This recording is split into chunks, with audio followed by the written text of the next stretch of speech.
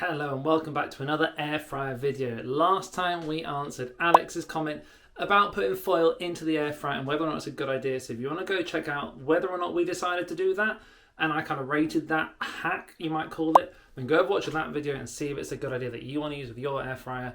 Today we're answering Moodle one about cooking chips. So he's asked about what setting we put chips in, do we have to shake them, how do we do it? So today we're going to do some chips and I'm going to show you how we do everything. Starting off with the air fryer. Now, the air fryer is over here. You can see, nice and gorgeous. Rice cooker on top. Need to get that off, get everything set up. So I'm going to do that, and then I'll get back to you once we are ready to go.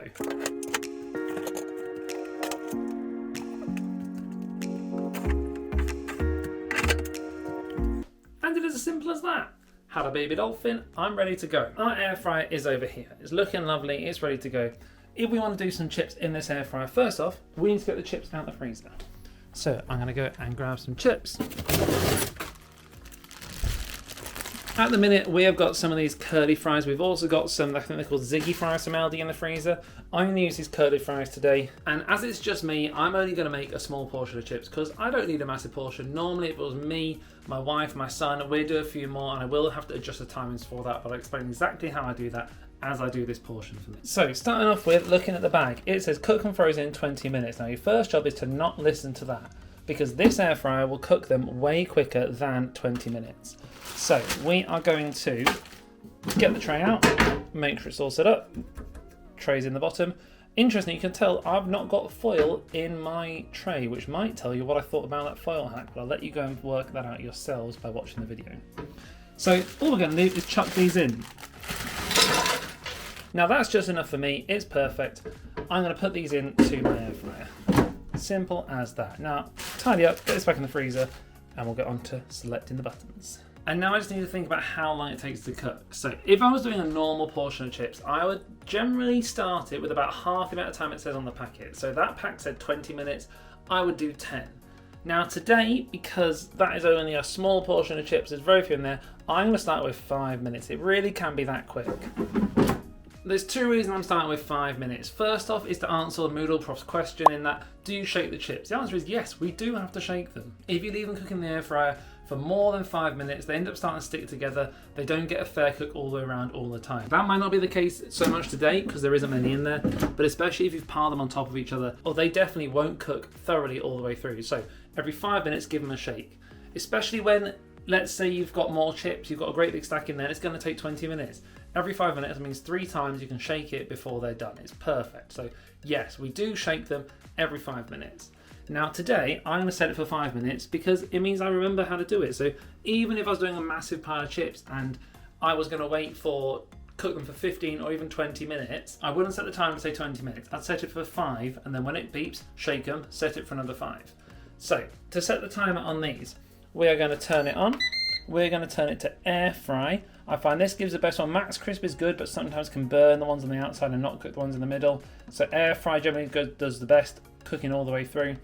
And then you can see it sets it to 200 degrees automatically, which is perfect. We're just going to move the timer down. Now, like I said, normally I'd start at 10 minutes. I'd set a 5 minute timer to do 5 minutes and shake. I want 10 minutes overall. We're going to set 5 minutes, and you just push this button and off it goes. So I'm going to head back upstairs while that is working because I've got some work to do in the office up here. But while that's cooking in the next 5 minutes, hopefully I can give you some tips about the best thing to do with the air fryer, because when it's ready, we can then go have a look and see how they're doing. And while I'm sat working on the computer, if you have any other questions about these air fryers, at the minute we're doing a whole series of videos about your questions, your hacks, your ideas. So like last time was about the foil, this one is about doing chips and settings and shaking them. Let me know what you want to see and we will have a go at doing it. I'm open to anything in the air fryer and I absolutely love it. It's the best thing we've ever bought for our kitchen. So let me know what you want to see and I will have a go at doing them. I have just had a quick flick through some of the comments on our most recent video and I feel I wanted to answer a few of them while we're waiting for that food to cook. So first off, we've got this question about the fat residue in the sink. Do you find it blocks your drain when you wash it in the sink? Now, we've been doing this for over a year. We've had it for probably almost 2 years now at air fryer and not once have we had a blocked sink.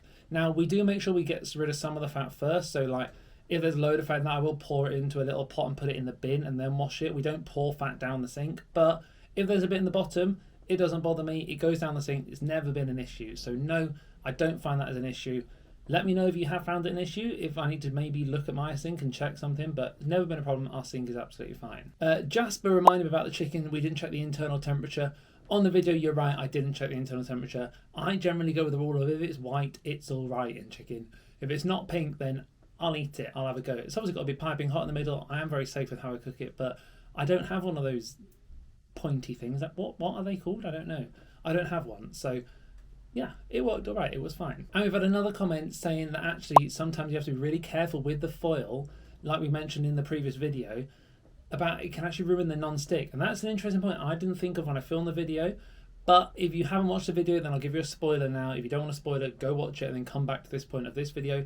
We're not going to be using foil because even though it does help pick up some of the fat at the bottom, in reality you still have to wash it. It doesn't save any time because it was so spitty, like the chicken spits and meat spits and everything.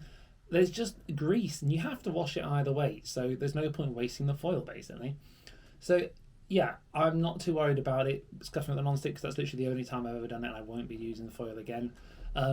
Interestingly, they did ask about do they get tricky to get the crispy plates in and out? They're like quite snug fit, they said. Ours are quite snug as well. It can be hard sometimes when they're really hot to get them out, but it's not a massive issue I've noticed. You just have to dig a fork in and pop it out if it's hot, or wait a minute and then it cools down pretty quickly. So again, not a massive issue we've had. But hopefully answering these questions have helped you guys see how we're doing with this air fryer. Like I said, if you've got any other questions, comment down below. If they're a big question, I will make a massive video about it. And if you're a channel member, then you will definitely get a video about your question. It won't just be a quick answer in the comments of one of these videos. But if you're not a channel member, ask a question and we may make a video about it.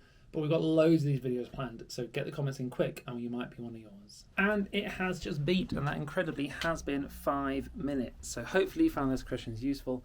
Let's go and find out how it is doing. Oh, it smells good. I can hear it sizzling. Not sure if you can hear that on the camera, but it sounds lovely. And this is how they look after 5 minutes of cooking. So give them a little shake. Now you can see it's a bit greasy in there, but they've not stuck, and we've been using this for 1.5 years. So as you can see, the non-stick hasn't been an issue. It is all good. Give them a little poke. They're still a bit soft. They're not quite as crispy as I want them, so I'm going to do another 5 minutes. But this is, to answer your question, how we cook chips. So I'm going to go 3 minutes, I think. And then when that's done, I will show you exactly how they are looking. But it is that simple to cook chips in the air fryer. I will show you the finished article once they're done in just a minute, but hopefully this has been a really, really useful video for you guys to just see how easy it is to do something basic like that. And we are off again out of the office and back down the stairs to go and see how the chips are doing. I'm really hoping they're done now. So this has been in total 8 minutes, and fingers crossed. Oh, they smell so good. I'm so hungry. So they are looking now. Listen to that. They're nice and crispy. Yeah, give them a poke. Perfect. So the big question here is, what do you guys put on your chips? Because now you can see 8 minutes in the air fryer for a small amount of chips.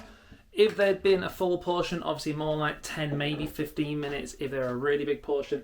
But it's definitely quicker than doing it in the oven. And now I'm going to get a bowl. I'm going to put my chips on. And I've just realised I've got the wrong spice out of the cupboard. That's the one we use on our meat. Salt, paprika and pepper seasoning. Cannot be beaten. But on our chips, it's good old chip spice. Cannot be beaten on a portion of chips. So I'm simply going to pour that straight out. This is how it looks at the end. A couple of chips left in there. It does look a little bit greasy, but it's not too bad. This is the most important step of all now. Don't mind my messy surface.